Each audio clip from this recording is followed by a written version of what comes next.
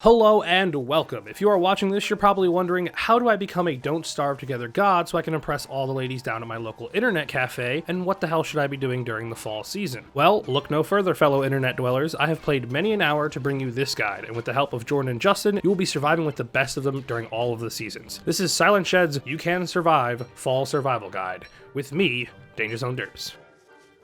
Alright, so let's get started, and we're just going to talk about the fall really briefly. And the fall, honestly, isn't the most difficult season in the game, but the game itself does have a pretty serious learning curve, and most of us do like to optimize pretty much every minute that we get inside the game. So, just to kind of make things a little bit easier, I like to think of the fall as the season for exploration and harvesting, which might seem obvious, but we'll go into the details with these 5 goals. And that's actually a really good point that I'm bringing up here. We actually suggest that you look at every season as something with a purpose and maybe some goals in mind. And in this way, you can actually focus on a couple of tasks and just kind of slowly check them off your list so that you can have a really amazing run on your Don't Starve Together. Now, to start, our first tip and goal will be actually a little bit more related to the first fall that you encounter, meaning when you first start the game, and optimizing your start, with the rest of our goals applying to pretty much every other fall season subsequently. We also recommend that you try out some of these mods that they have in the workshop. We're going to put them on the screen here for you. They're pretty great, and we think that they give you more helpful tools that the game just really doesn't give you itself. So, let's dive in.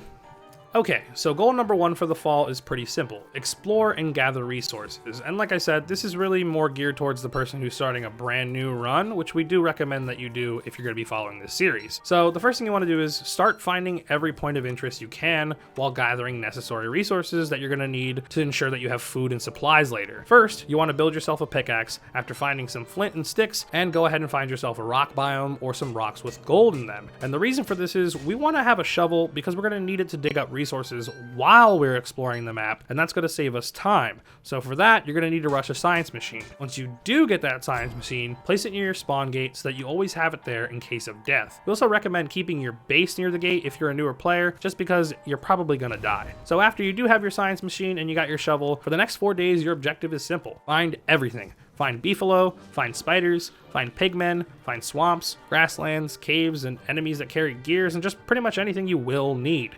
While you do that, make sure that you pick up pine cones, dig up berry bushes, grass tufts, and just anything you might need. We're going to need all those resources for a farm, which is actually the main goal of fall. That's to harvest, because this is the last season that things are going to grow for you, and that makes it mighty important to have food. And as a bonus tip, to make sure that you're using all your time wisely, it's smart to just take torches at night and never stop walking, since the fall actually has really short nights, and you're not in too much danger at first, because you're really just kind of kicking off your game. This way, you can find all the things that you're going to need fairly quickly, and then by the 5th day, you have gathered all your gold, pine cones, bushes, manures, grass, maybe a full stack of twigs, logs, and stones, and you can start building your base, and now we can finally begin our farm, which is pretty much everything you do in fall.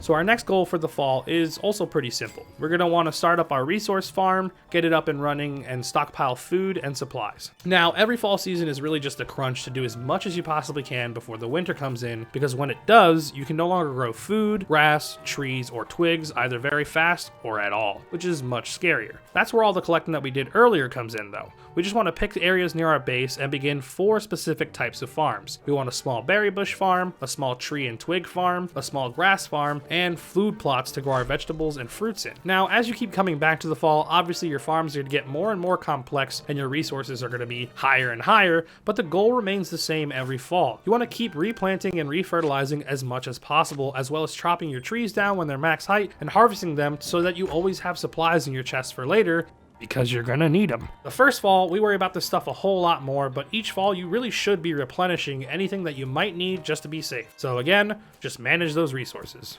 Now, our third tip is a little bit confusing because it's a tip about getting a good weapon and armor, but it's also a tip about how to secure some really dank amounts of manure that you're going to need for your farm, because guess what? It's resource time, baby. Luckily, you can actually get all that stuff from the same place, though, which is awesome. I'm, of course, speaking about the ham bat and the football helmet, though, when I'm talking about my weapon and armor, because these are the easiest to obtain, because you can actually change pigmen into werepigs. To do this, you need to have monster meat, which is, again, perfect, because you do need to hunt down spiders eventually, eventually, so go ahead and find yourself some spiders, collect the meat and the spider webs. After you have about 12 monster meat and a good amount of silk, go to the cave and gather some ferns and light bulbs. You want to grab about 40 combined, and yes, this is really all necessary before you go get the weapon and the armor, because you kind of want to do this all in one go. After you get your 40 combined ferns and light bulbs, go to your closest pig village and feed a pig about 4 monster meat. You'll see it slowly convert into a werepig, and as soon as it does, the first thing you're going to want to do is go into your inventory and drop those ferns and light bulbs, because he's actually going to go over to them, eat them, and begin to throw up a bunch of poop. Yes, this sounds disgusting, but this is actually the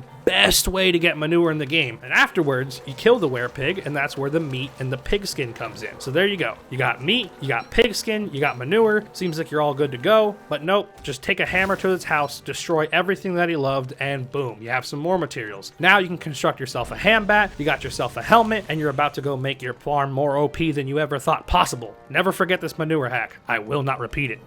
But I guess you could probably watch the video again, but never forget. Now, at this point in the video, I want to make it abundantly clear, if I haven't already, that fall is really just about gathering and maintaining your resources, replenishing things as much as you can, because the winter stops you doing that. And now you might be thinking, okay, well then you pretty much covered everything you need to cover, but you're wrong. I didn't cover everything I need to cover, so you just sit there and you keep watching, all right? Because our fourth goal is to build yourself a fridge, build yourself a crock pot, and to get cooking. Because unfortunately, food spoils in this game, just like it does in real life, and the best way to get it to stop is to build yourself some fridges and combine your food into meals instead of raw ingredients. You get more hunger yield from this, and all of your bountiful harvest isn't going to waste. So if you haven't built fridges in the past, or you haven't built cooking pots in the past, what are you doing? So in the fall, after you've harvested a good amount of supplies, go ahead and get yourself some gears from these weird robotic wizards or these weird horse things and build those tools. Or if this is your later season, simply just make sure that you use your fridges and cooking pots and build more if necessary. Once you have them though, collect as much monster meat and berries as you can, because this actually results in the easiest recipe to make, which is meatballs, and they do go a long way. You just need 1 meat and 3 fillers, like either berries or ice. Ice you can get in the winter pretty much easier, so we're gonna be focusing on those 3 berries and 1 meat combo. And there you have it. Now you're pretty much all set in the food department, assuming that you can actually stay alive. But I also want to mention that you should use your webs to build a tent if you haven't done so already, because now you do have OP food sources to keep your food up. It doesn't matter if you use a little bit of your food to repair your health and sanity. All right, guys, we only really have one more goal to go over here, and our last goal is simply this: stock up on anything that's going to help you stay warm for the winter. Now, obviously, that means make sure you have enough logs in your chests so that you keep the fire going if you need it to stay warm, but also it can get pretty cold in the winter and you have to explore. And when you get cold, your health starts to drop, and it does it really fast. So in order to make the most out of your fall, you're going to need to plan ahead, and that means you're going to want to build yourself a thermal stone and a beefalo hat. The stone is easy enough, and I think that you can probably just wait until winter if you really wanted to, but the hat is the real key here that helps you stay warm, because you're going to need to use them in tandem with each other to actually stay out of that zone where you start losing health, and getting a beefalo hat is just a little bit of a bigger challenge. To craft one, you need to go over to your beefalo herds at night and shave them clean so you can get their fur. After that, you need to get one of their horns, and this isn't simply just taking one of their horns off. No, you need to make friends with the beefalo. You need to go over to one of the beefalo, lure them away from its friends and its herd, feed it some grass, make it think that it's your friend, and then you just murder it. You murder it, and you do that until you get yourself a horn. And there you have it. You have yourself a nice blood-soaked hat to keep you warm in the winter. I'm so sorry. And there you go. You're all done with your fall season, and you're ready for the next winter in DST. So pat yourself on the back and brace yourself, because it's going to be hell moving forward. But seriously, hopefully this guide is actually helpful to you guys, and it helps you understand and clearly outlines what you need to be doing for the fall so that you can have a strong start, or just to optimize your runs in general. But if you guys did find it useful, give us a like. It does help us out a lot, and don't forget to subscribe to the channel, because we do have more videos in this series coming next. So if you don't want to miss out on our next season guide, go ahead and hit that bell notification. All right, guys, that's all I have for you. Later, taters.